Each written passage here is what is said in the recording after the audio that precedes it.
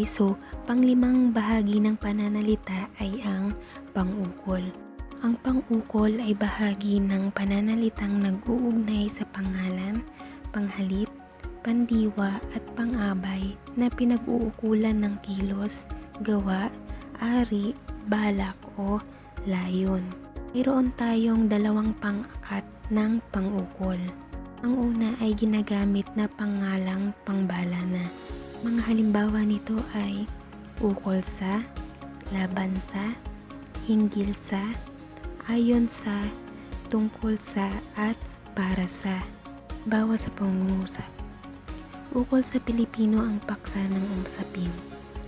Ang ating pang-ukol sa pangungusap na ito ay ukol sa. Ang pangalang nabanggit sa pangungusap ay ang salitang Pilipino na nasaan yung pangbalana. Kaya naman ang ating ginamit na pang-ukol ay ukol sa. Pangalawang halimbawa, ang mga aklat na ito ay para sa mahihirap. Ang ating pang-ukol na ginamit sa pangungusap na ito ay para sa. Pangalawang pangkat ng pang-ukol ay ginagamit sa ngalan ng tanging tao o pangatnig. Ang mga halimbawa nito ay para kay Juan ang pagkain ito. Ang pang-ukol na ginamit sa pangungusap ay para kay. Bakit para kay? Bakit hindi para sa? Sapagkat ang pangalang ginamit sa pangungusap ay Juan. At ang Juan ay isang pangalang pangatnig at hindi pambalana. So kapag ang ating pangalan ay nasaan yun na pangatnig, ay gagamitin natin ang pang-ukol na para kay. Okay? So kapag naman ang pangalang ginamit sa pangungusap ay nasaan yung pangalang pambalana, ang ating gagamiting pang-ukol ay para sa. Okay? So yun. Sumunod na bahagi ng pananalita ay ang pang-angkop. Ang pang-angkop ay mga katagang nag-uugnay sa magkakasunod na salita sa pangungusap upang maging madulas o magaan ang pagbigkas nito. Noon tayong dalawang uri ng pang-angkop. Ang una dyan ay ang pang-angkop na na. Ito ay nag-uugnay sa dalawang salita na kung saan ang naunang salita ay nagtatapos sa mga katinig maliban sa titik N. Okay? So halimbawa, ang malinis na hangin ay ating kailangan.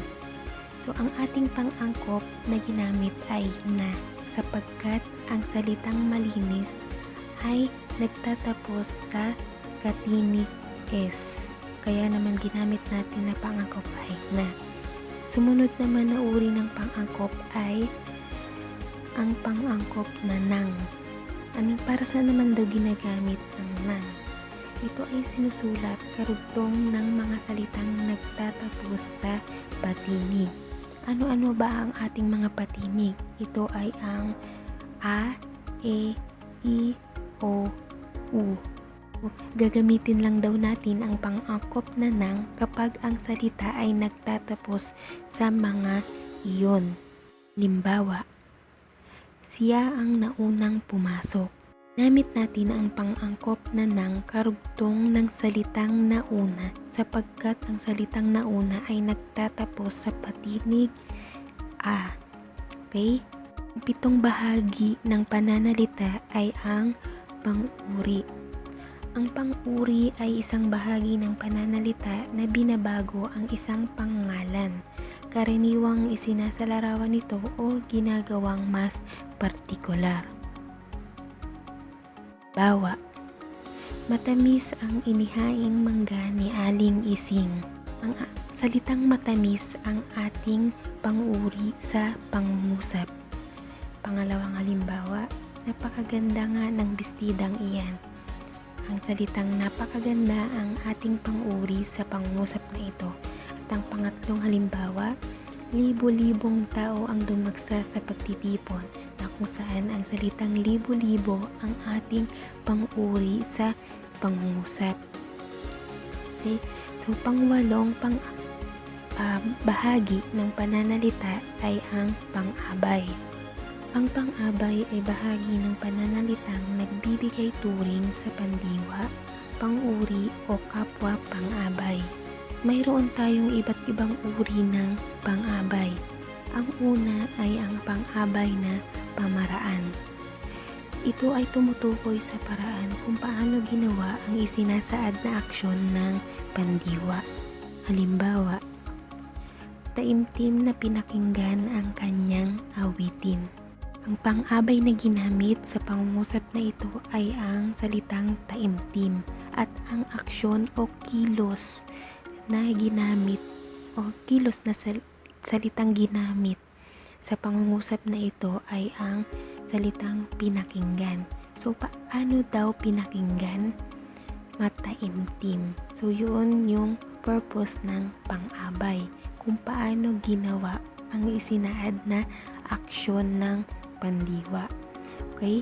So, pangalawang halimbawa ay dahan-dahan siyang lumakad palayo sa akin. So, paano daw siya lumakad?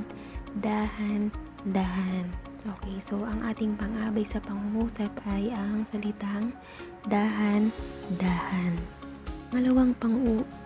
Pangalawang uri ng pang-abay ay ang pang-abay na pamanahon. Ito ay tumutukoy sa panahon kung kailan naganap. Okay, so kung kailan daw naganap ang isinasaad na aksyon ng pandiwa. Halimbawa, agad na napalalambot ng musika ang matigas na kalooban. So, paano or tuwing kailan daw napapalambot ng musika ang matigas na kalooban? Agad. Okay, agad-agad. Kaya naman ang pang-abay na ginamit sa ating pangungusap ay ang salitang agad. At ito ay nasaanyo ng pang-abay na pamanahon. Pangatlong uri ay ang pang-abay na panlunan. Ito ay tumutukoy sa puok na pinagganapan o lugar na pinagganapan ng aksyon na isinasaad ng pandiwa. Sumasagot ito sa tanong na saan.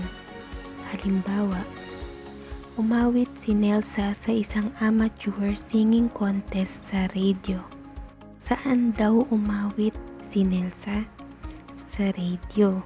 Okay, so ang ating pang-abay o ang pang-abay na ginamit sa pangungusap na ito ay sa radio at ito ay nasaan yung pang-abay na panlunan.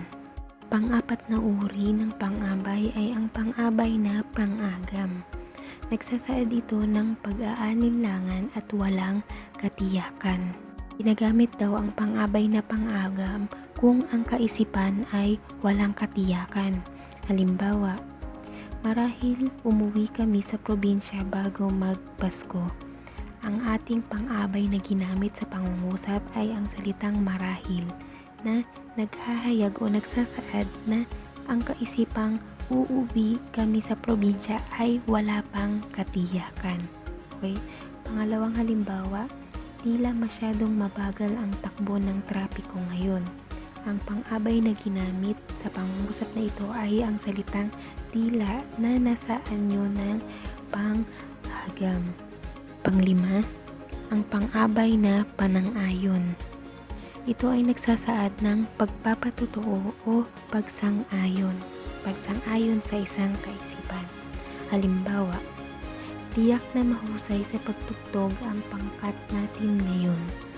Ang pang-abay na ginamit sa pangungusap na ito ay ang salitang tiyak na kung saan nagsasaid ito ng pagsang-ayon na talaga nga namang mahusay sa pagtugtog ang pangkat natin ngayon. Pangalawang halimbawa ay, sige, tutulong ako sa paggawa niyan. Ang salitang sige ang ating pang-abay sa pangungusap na ito na nasaan yung panang-ayon.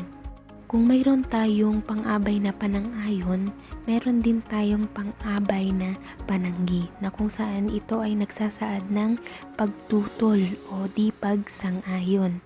Halimbawa, ayaw siyang tantanan ng palakpak ng mga tao.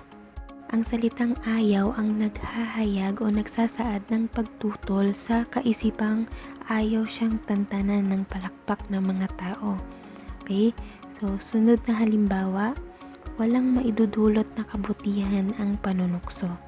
Ang salitang walang ang ating pang-abay sa pangungusap na ito na nasa anyong pang-abay na pananggi. Sumunod na uri ng pang-abay ay ang panulat. Ito ay ginagamit sa pagtutulad ng dalawang bagay. Halimbawa, higit na magaling sumayaw si Ana kaysa kay Nena. Ang salitang higit at kaysa ang ating pang-abay sa pangungusap na nasa anyo ng panulat. Okay? So ang huling bahagi ng pananalita ay ang pantukoy. So ang pantukoy ay katagang ginagamit sa pagtukoy sa tao, bagay, hayop o pangyayari. Meron din tayong uri ng pantukoy. So una na dyan ay ang pantukoy na pambalana. Ito ay tumutukoy sa mga pangalang pambalana. Halimbawa, ang pinuno ay palaging naglilingkod sa kanyang mga nasasakupan. Ang ating pangalang pambalana sa pangungusap ay ang salitang pinuno. Kaya naman ang ating gagamitin na pantukoy ay ang salitang ang. Okay? So, sumunod na halimbawa, ang mga pinuno ay tinutulungan ng kanyang mga tagasunod. Ang ating pangalang pambalana dito sa pangalawang pangungusap ay ang tagasunod. Kaya naman gagamit tayo ng pantukoy na nararapat lamang sa dalawa o higit pang pangalan. At yun ay ang salitang o ang pantukoy na mga. Ang sumunod na uri ng pantukoy ay ang pantukoy na pantangi. Tumutukoy naman ito sa pangalang pantangi. Halimbawa, si Ginang Rowa ay isang mabuting guro. Imbis na gumamit tayo ng pantukoy na ang, gagamit tayo ng pantukoy na si sapagkat ang ating pangalang ginamit sa pangungusap na ito ay nasa anyo ng pantangi. Okay? So, pangalawang halimbawa, napagalitan ni Coach Gab ang mga manlalaro dahil hindi sila dumating sa tamang oras. So, gumamit tayo ng pantukoy na ni sapagkat ang pangalang ginamit sa pangungusap ay nasa anyo ng pantangi. Ganon din naman sa pangatlong halimbawa. Hindi ikinatuwa ng guro ang pag-aaway nina Elsa at Luis. So gumamit tayo ng pantukoy na nina sapagkat dalawa ang pangalang pantangi na ginamit sa pangungusap. So yun lamang para sa mga bahagi ng pananalita. So meron tayong siyam. Ito ay ang pangalan, pangalip, pandiwa, pangatni, pangukol, pangangkop, panguri, pangabay at ang pantukoy. Dumako naman tayo